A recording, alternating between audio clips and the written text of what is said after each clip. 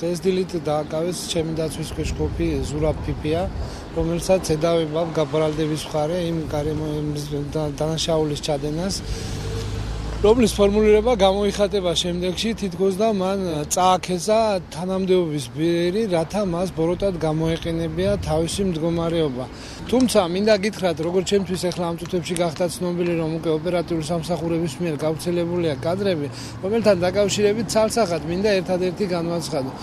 რომ ნორმალურ ქვეყანაში ეს არის კლასიკური ტიპის დანაშაულის პროვოკაცია. როდესაც თანამდებობის პირი ამ შემთხვევაში ბაღათურიას სახით ახორციელებს კონკრეტულად კონკრეტული პირების პროვოცირებას დანაშაულის ჩადენაში. ბაღათურია ჩემი დაცვის ქვეშ ყოფის განმარტებით ძალიან ხშირად მიდიოდა მათთან ოფისში და ცდილობდა რომ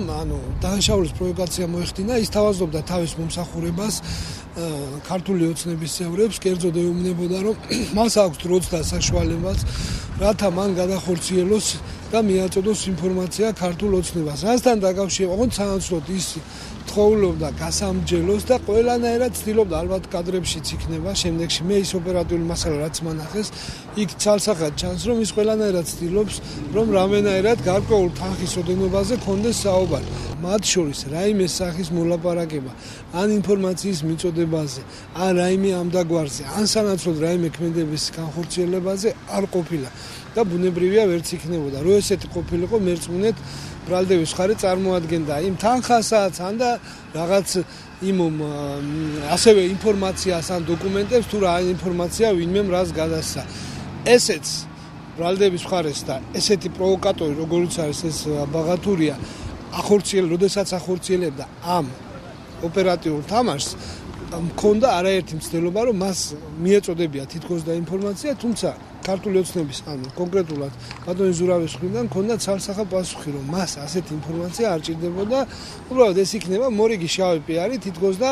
როგორი მაგარი არის პოლიცია, როგორი ერთგული პოლიციელები ყავს, მაგრამ როგორ ცდილობს ყველანაირი ხერხით ქართული ოცნება ან სხვა ძალები რომ გადმოიბირონ ან გადმოისყიდონ, რასაც საფუძველი არ არსებობს. ენვერი 5 ან რამე შეიძლება ამას უწოდოთ, რომელიც დადგეს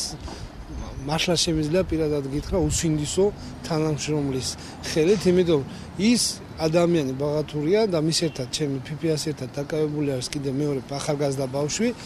ოჯახის ახლობლად და ნათესავდასაღებად თავს და ეხლა უახლოეს ადამიანს რომ ესეთ რამეს ცილს დაწამებ, რათა უმოყვარებას თუ ესეთ ადამიანებზე დგას ბრალდება, დადგმობს.